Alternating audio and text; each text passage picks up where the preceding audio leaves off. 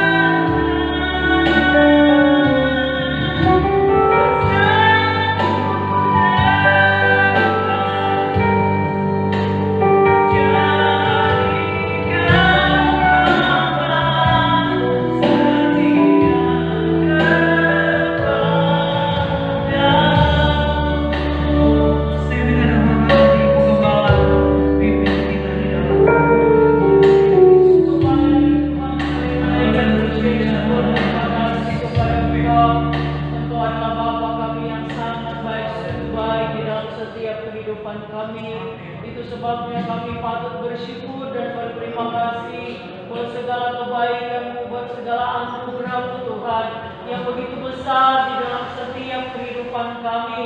Sehingga sore hari ini Tuhan, kembali lagi Tuhan, Engkau senantiasa pertemukan kami dengan sidang jemaat Tuhan yang ada di tempat ini.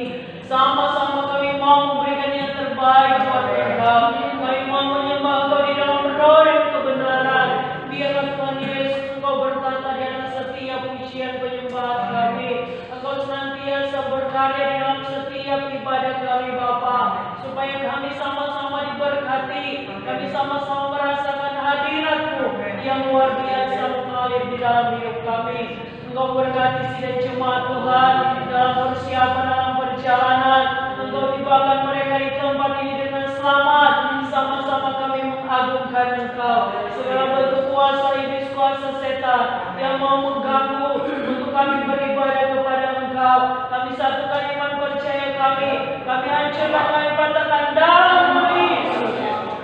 Tidak ada lagi di tempat ini, karena hanya Allah yang hadir bersama-sama dengan kami. Terima kasih Bapa yang baik, berkati hamba-hamba-Mu yang akan melayani pekerjaan-Mu yang mulia sore hari ini. Baik pemain musik, pemimpin pujian, hamba-Mu yang akan menyampaikan kebenaran firman Tuhan, yang mengasihi semua yang terlibat dalam pelayanan. Biarlah pengurapan Allah menjadi bagian buat hamba-hamba-Mu. Terima kasih Bapa yang baik. Kami mulaikan ibadah kami sore hari ini di dalam berkat nama Tuhan Yesus Kristus. Haleluya. Amin. Amin. Puji Tuhan saudara, kita tetap pagi berdiri. Saya yakin dan percaya kita sudah siap untuk memuji Tuhan. Amin. Amin saudara. Kita bertemu lagi untuk memuji Tuhan. Amin.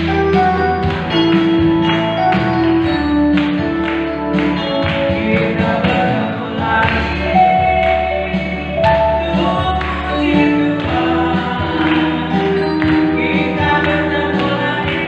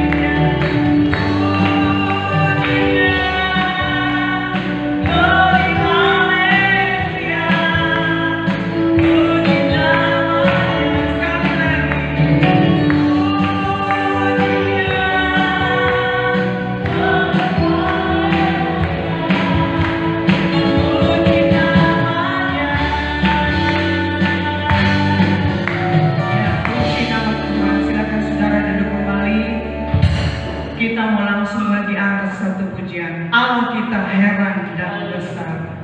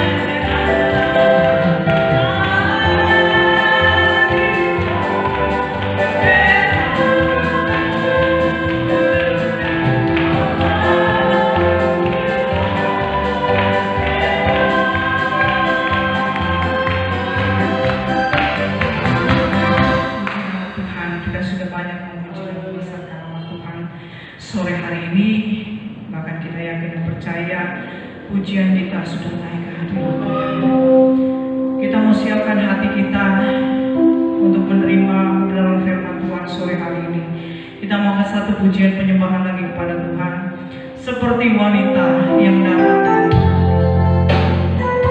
Thank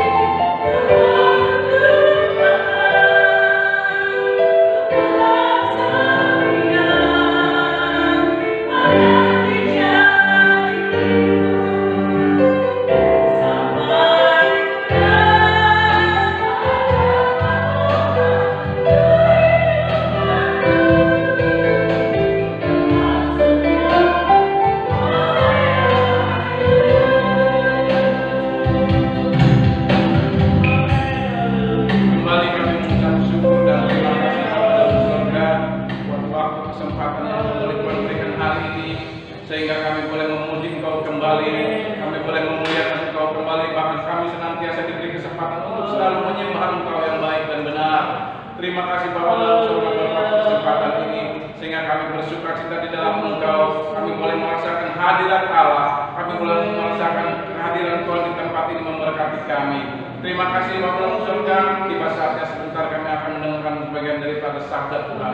Kuduskan kami Bapa, tirik hati kami Tuhan, supaya kami senantiasa bersuka cita dalam menyambut kebenaran firman Tuhan. Bapa dalam surga memberkati hamba-Mu yang Tuhan sudah pakai membawa kami masuk ke hadirat Tuhan. Biarlah di hari demi hari kuasa dan urapan Tuhan serta senantiasa menyertai pelayanan-pelayannya Bapa. Terima kasih Tuhan, sebentar hamba-Mu pun Tuhan serahkan dalam tangan Tuhan. Berikan hikmat kuasa dan urapan ilahi, supaya penyampaian firman Tuhan menjadi berkat bagi dalam kehidupan kami, menjadi berkat bagi pribadi yang teristimewa, menjadi berkat bagi Engkau. Terima kasih dalam surga. Sebelum kami mendengar firman Tuhan, sebentar kami akan memberikan korban persembahan buat pekerjaan Tuhan di tempat ini. Kuduskan setiap apa yang kami berikan Bapa, supaya kami layak senantiasa di hadapan Engkau. Terima kasih Tuhan. Kami akan sambut kebenaran firman Tuhan dan kami akan memberi korban persembahan hanya di dalam nama Tuhan Yesus Kristus sebagai Tuhan dan Juru Selamat kami yang hidup. Haleluya. Amin. Puji Tuhan, saudara silakan duduk. Sebelum kita memberikan korban persembahan dan sebelum kita mendengarkan firman Tuhan, atau bahkan mungkin di antara saudara yang mengembalikan persepuluhan, kembali saya bacakan dalam 1 Tesalonika 5 ayat 18, demikian firman Tuhan. Mengucap syukurlah dalam segala hal, sebab itulah yang dikehendaki Allah di dalam Kristus Yesus bagi kamu. Bisa bilang amin. Selamat memberi, selamat mengembalikan persepuluhan. Tuhan Yesus. Ya, puji nama Tuhan, kita akan memberikan persembahan 2 kali sore hari ini. Saya minta nanti saudara Deo Sianturi yang akan bawa persembahan 1 dan 2. Tuhan menetapkan langkah-langkah orang.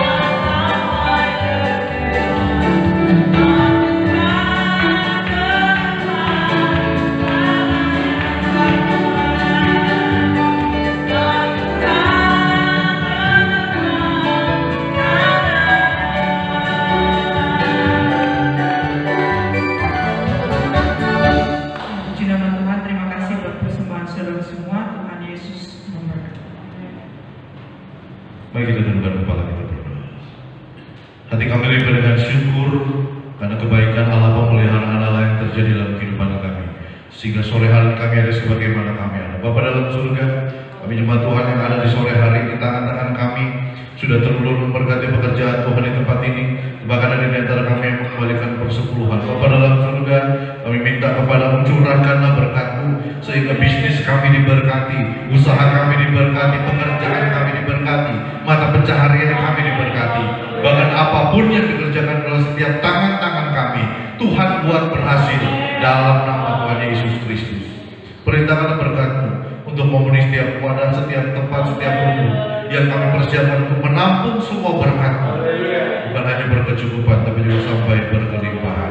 Bapa dalam surga, sore hari aku berdoa buat seluruh sidang jemaat GPD dan juga sidang laut, mulai dari anak kecil, pemuda, remaja, dewasa, bahkan yang sudah lanjut usia. Tutup bungkus kami dengan kuat kuasa darah-Mu, pelihara kami, jaga kami dengan kuat kuasa-Mu Tuhan, sehingga kami dapat tetap sehat, tetap kuat. Kami dapat tetap memuji, membesarkan nama-Mu sampai Engkau datang pada kali yang kedua, menjemput kehidupan kami bersama. Terima kasih Bapa dalam surga. Terimalah persembahan kami dan persepuluhan kami. Kami siap terima firman-Mu dengan pengucapan syukur dalam berkat nama Tuhan Yesus Kristus. Haleluya. Amin. Puji Tuhan. Shalom. Saudara bersuka cita sore hari ini. Amin. Ya, Bapak Ibu, hari ini ya kita ibadah 3 kali, dan untuk kali pertama selama 49 tahun GPD Anugerah Sindang Laut berdiri, ya baru hari ini kita ibadah 3 kali. Ya memang wabah ini kecil tapi mampu mengguncang dunia, tapi wabah ini tidak mampu menggoncang iman saudara dan saya. Amin. Ya, mari kita buka Alkitab kita, Mazmur 17 ayatnya yang ke-8. Mari Bapak Ibu Saudara bangkit berdiri, temukan ayat ini, lalu kita akan baca ayat ini bersama-sama. Mazmur 17 ayatnya yang ke-8. Yang sudah temukan ayat ini katakan amin.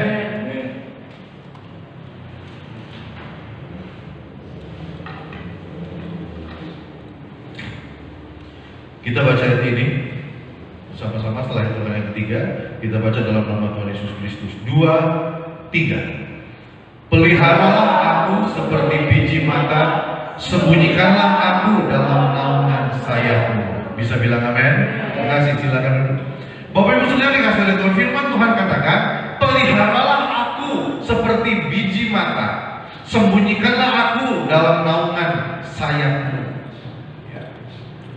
Kita tahu bersama bahwa saya yakin saudara dan saya, kita menjaga betul-betul biji mata kita. Kita bersama-sama betul-betul menjaga bola mata kita, sehingga bola mata kita dapat berfungsi dengan baik, dapat melakukan aktivitasnya dengan baik. Sama Bapa yang saudara dan saya sembah, Dia pun memelihara hidup kita, sama seperti Dia menjaga bola mata, sama seperti Yesus memelihara biji matanya. Demikian juga Dia memelihara setiap kehidupan saudara dan saya. Amin. Ya. Daud dia bilang, peliharalah aku seperti biji mata, sembunyikanlah aku dalam naungan sayap-Mu. Saya mau katakan kepada saudara, tempat yang paling aman yaitu ketika saudara dan saya ada di bawah naungan sayap Tuhan. Amin. Tempat paling aman, paling nyaman buat saudara dan saya adalah ketika kita berada di bawah naungan sayapnya Tuhan.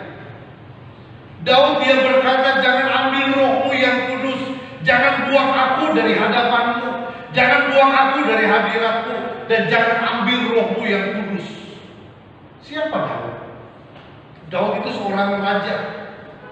Dia punya istana, dia punya pengawal, dia punya segala-galanya.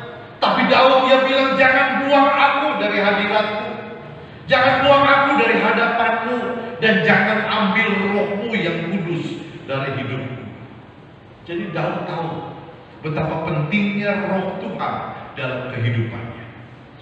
Daud tahu bahwa betapa pentingnya Roh Kudus hadir dalam kehidupannya. Bagaimana dengan kita, jemaat GPD Anugerah Sindang Laut?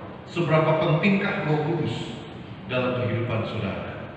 Maka sebesar itu pula Roh Kudus bekerja dalam hidup kita. Amin. Daud dia tahu bahwa Roh Kudus itu penting dalam kehidupannya. Daud dia tahu bahwa semuanya itu dia miliki tidak lebih penting selain dia memiliki Roh Kudus. Daud tahu bahwa tempat yang paling aman itu adalah di dalam hadirat Tuhan. Tempat yang paling aman yaitu di bawah naungan sayapnya. Jadi ketika saudara dan saya ada di bawah naungan sayap Tuhan, ketika saudara dan saya ada di bawah naungan sayap Tuhan yang kuat, Dia akan memelihara hidup saudara dan saya. Amin. Amin. Ketika saudara dan saya ada di bawah naungan sayapnya yang kuat, maka Tuhan akan memelihara hidup kita. Filipi 4 ayat 19 katakan, Allahku akan memenuhi segala keperluanmu menurut kekayaan Bayangkan saudara, ketika saudara dan saya ada di bawah naungan sayapnya, dia memelihara kita, dia mencukupkan segala keperluan kita, bahkan dia bertanggung jawab 100% terhadap hidup saudara dan saya. Makanya kalau kita sudah tahu tempat yang paling aman, kalau kita sudah tahu tempat yang paling nyaman, yaitu dalam hadirat Tuhan, ngapain kita harus keluar?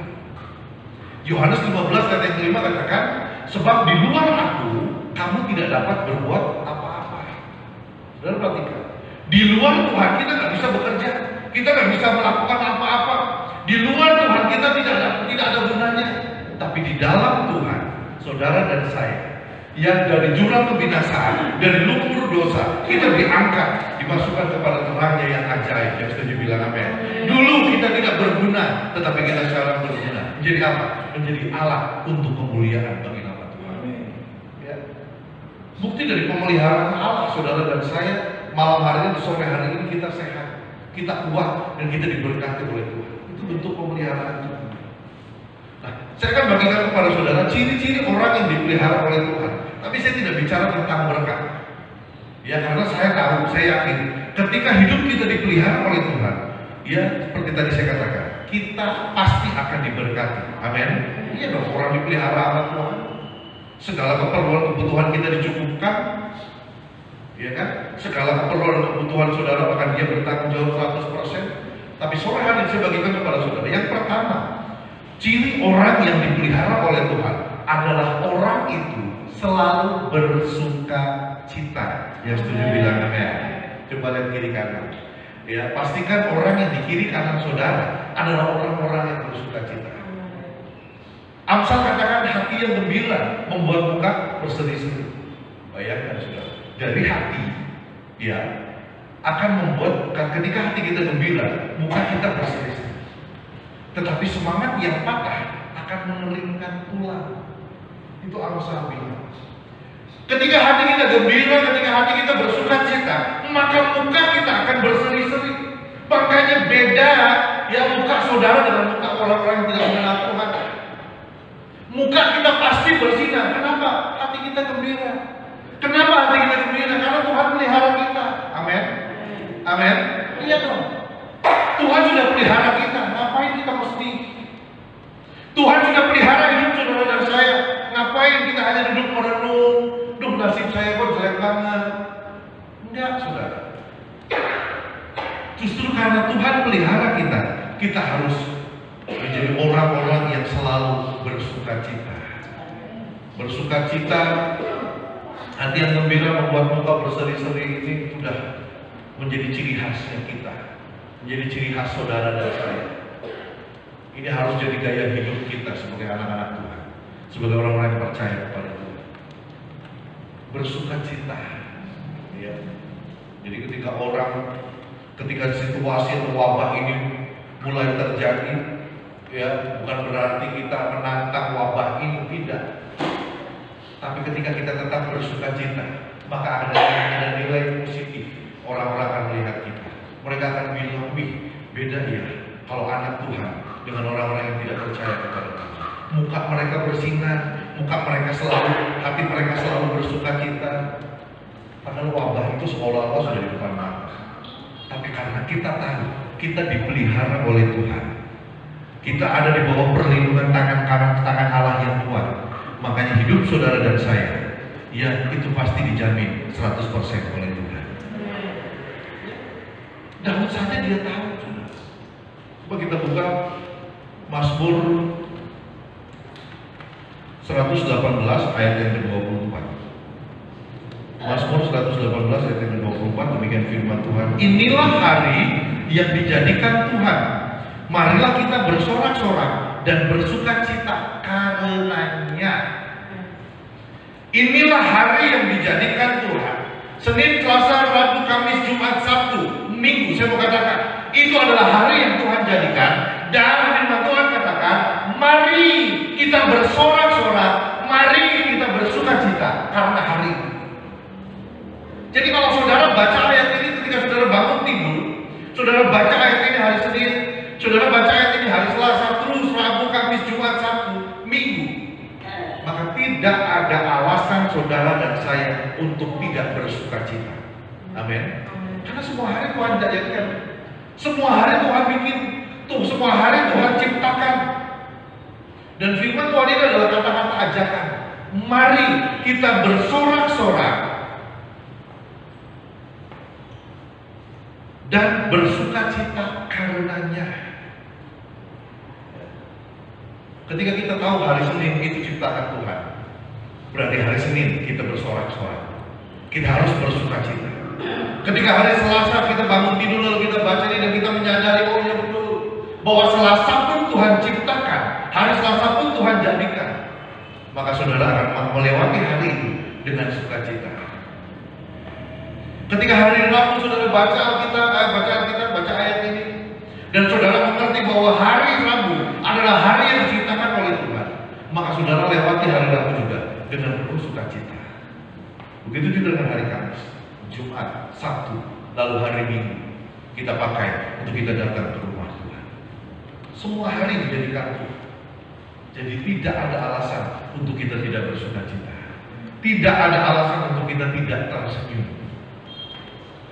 Karena semua hari dijadikan Tuhan. Amin.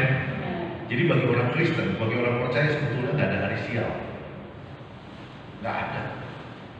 Kalau hari sial bukan berarti harinya yang diciptakan Tuhan itu sial buat kita.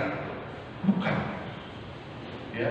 Tapi mungkin karena keteledoran kita, mungkin karena diri kita sendiri, mungkin karena kitanya sembrono dan lain sebagainya, sehingga hari itu seolah-olah menjadi hari yang sial. Padahal bukan sial, yang sial itu bukan harinya, kitanya. Perhatikan ayatnya. Inilah hari yang dijadikan Tuhan. Marilah kita bersorak-sorak dan bersuka cita. Jadi ingat ya, bagi saudara dan saya tidak ada hari sial, tidak ada minggu sial, tidak ada bulan sial, tidak ada tahun sial. Yang ada hari yang diberkati, bulan yang diberkati, minggu yang diberkati, tahun yang diberkati. Amin. Iya dong. Kan Tuhan sudah jaminkan ini. Kalau hari yang dijadikan Tuhan itu adalah sial, berarti hidup saudara dan saya terus penuh dengan kesialan. Bangun tidur sial, besok lagi bangun tidur lagi sial lagi. Bangun tidur belum juga kita sarapan, belum juga kita melakukan aktivitas, kita sudah dihantui oleh kesialan. Tapi justru hari yang dijadikan Tuhan itu adalah hari yang diberkati. Makanya ketika kita bangun tidur, ketika kita tarik nafas, kita tahu bahwa sepanjang hari itu, saudara dan saya, kita akan menikmati berkat-berkat Tuhan. Amin. Makanya, ayo bersorak-sorak, ayo bersukacita, ayo bersenyum, ayo tetap gembira buat hari yang Tuhan kerjakan dalam kehidupan kita. Lalu yang kedua, ciri orang yang dipelihara oleh Tuhan, yaitu orang yang menjadikan ibadah adalah sebuah sukacita. Bapak Ibu Saudara yang kasih oleh Tuhan, jangan sampai ibadah itu menjadi beban buat kita. Jangan sampai ibadah itu menjadi duka cita buat kita. Jangan sampai ibadah itu menjadi sesuatu yang memberatkan kita. Tapi jadikan ibadah adalah sebuah sukacita dalam hidup saudara dan saya. Dalam Mazmur 122 ayat yang pertama, Daud lagi katakan, aku bersukacita ketika dikatakan orang kepadaku, mari kita pergi ke rumah Tuhan. Ingat, Daud, dia seorang raja, dia punya istana, dia punya pengawal. Tapi firman Tuhan katakan, aku bersukacita. Daud dia bersukacita ketika anak buahnya atau pengawalnya atau siapapun orangnya mengajak Daud, ayo kita pergi ke rumah Tuhan. Itu Daud bersukacita. Daud saja bersukacita.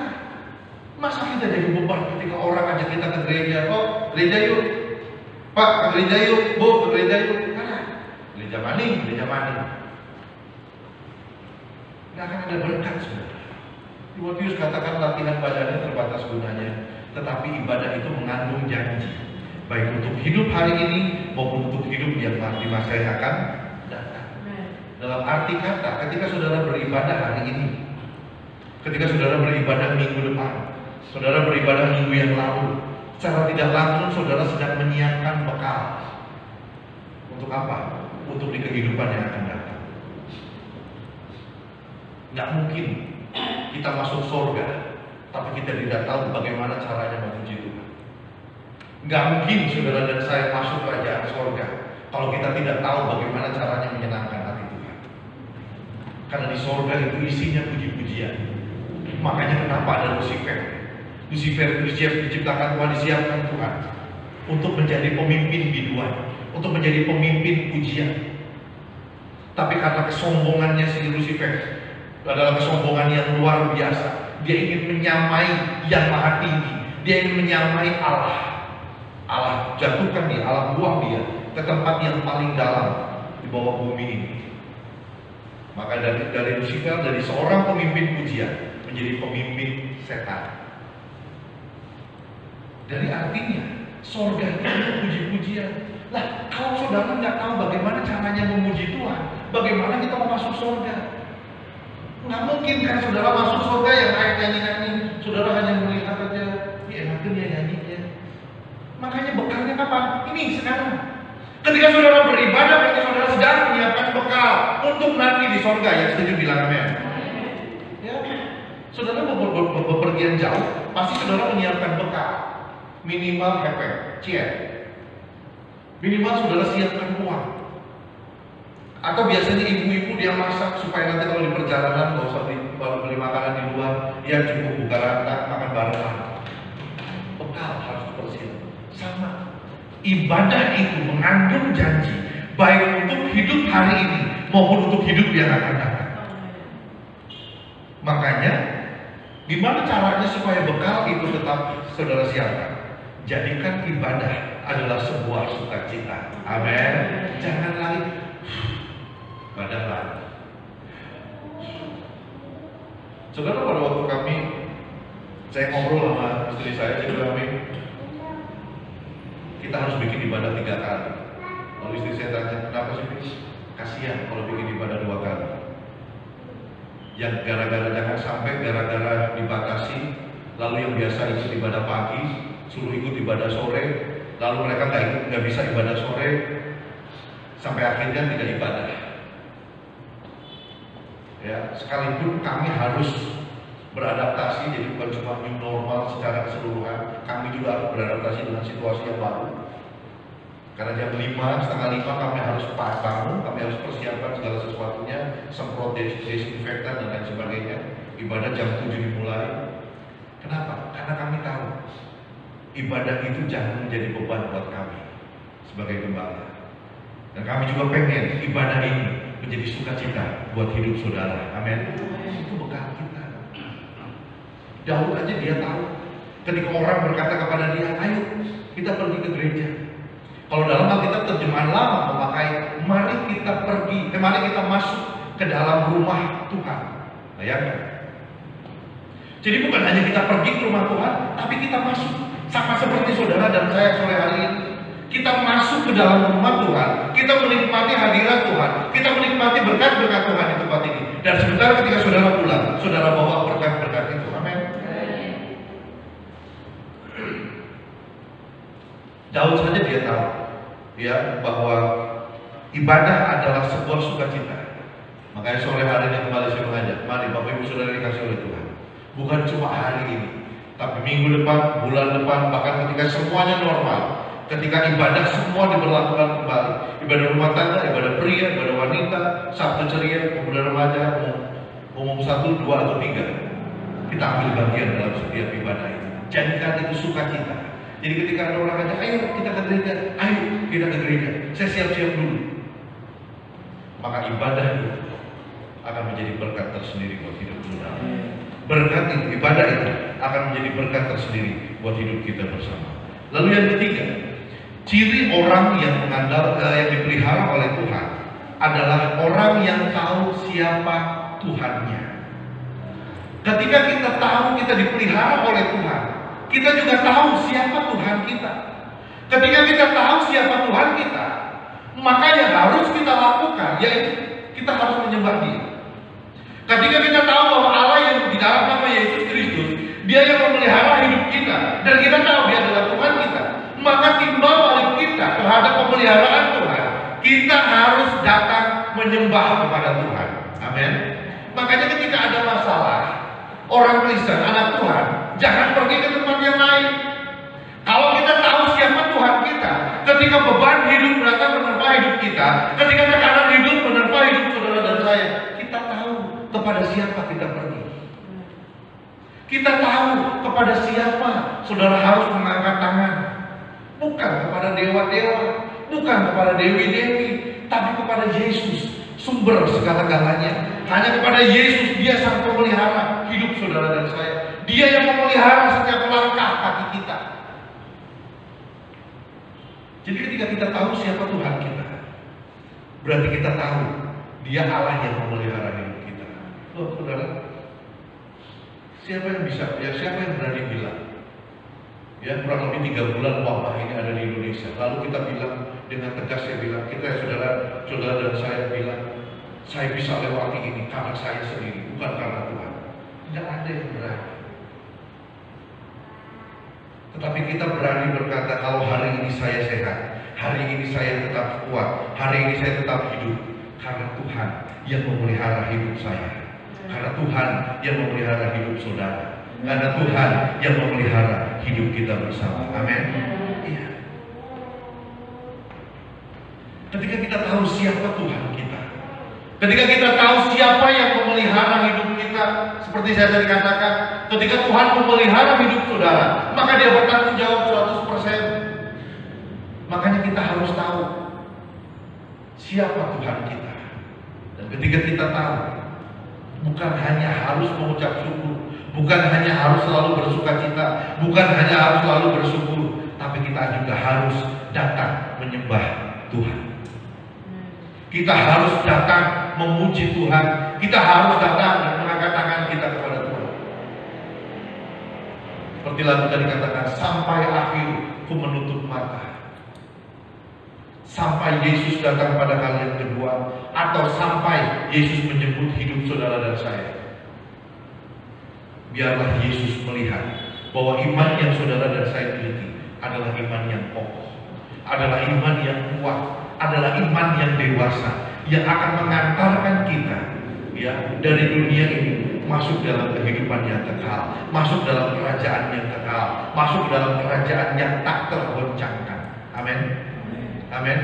Makanya ketika saudara tahu siapa yang memelihara hidup saudara, ketika saudara tahu siapa Tuhan yang memelihara hidup saudara, maka saudara akan datang menyembah Dia, saudara akan datang memuji Dia, saudara akan datang ya sujud. Ketika saudara menghadapi masalah, saudara tidak lari ke tempat yang lain, tapi saudara datang kepada Yesus. Ketika saudara berhadapan dengan ekonomi yang sulit karena wabah ini, saudara nggak tahu lagi harus bagaimana, saudara nggak tahu lagi harus membuat apa. Satu saja, datang dan curahkan hati saudara di bawah kaki Tuhan. Karena di bawah naungan tangan Tuhan, di bawah naungan sayap Tuhan, saudara dan saya, kita akan merasa aman, kita akan merasa nyaman, kita akan merasa bersuka cita. Amin. Amin. Tetap semangat, tetap bersuka cita, tetap jaga jarak, dan kalau keluar rumah jangan lupa tetap pakai masker. Karena kita sekarang hidup di era new normal, di mana kita harus beradaptasi dengan kebiasaan yang baru. Inilah firman Tuhan yang bisa saya bagikan kepada saudara. Mari saya dan saudara bangkit berdiri. Mari kita tundukkan kepala.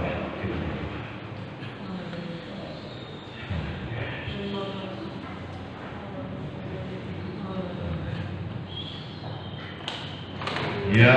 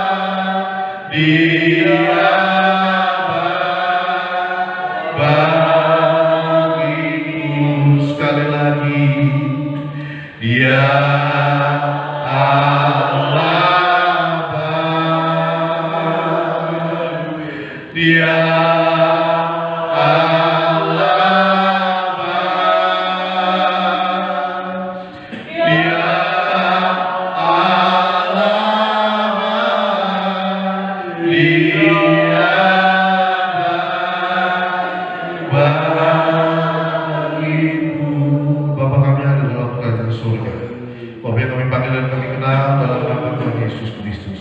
Hati kami limpah dengan syukur karena sore hari ini kami sama-sama diberkati dalam ibadah ini. Kami diberkati lewat pujian, kami diberkati lewat kebenaran firman-Mu. Kami tahu Engkau Allah yang memelihara hidup kami. Kami tahu Engkau Allah yang memelihara setiap langkah dan perjalanan kaki kami. Sebab itu Bapa dalam surga, tidak ada alasan untuk kami tidak bersuka cita, tidak ada alasan untuk kami tidak beribadah, tidak ada alasan untuk kami tidak menyembah-Mu Tuhan. Bapa dalam surga, terima kasih untuk firman-Mu.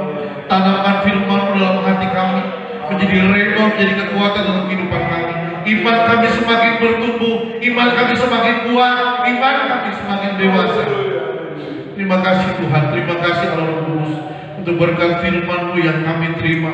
Biarlah mulai hari ini kami akan semakin setia beribadah, kami akan setia memuji Tuhan, kami akan tetap bersyukur dan bersuka cita kepada-Mu Tuhan. Sebentar kami akan kembali pulang ke rumah kami masing-masing.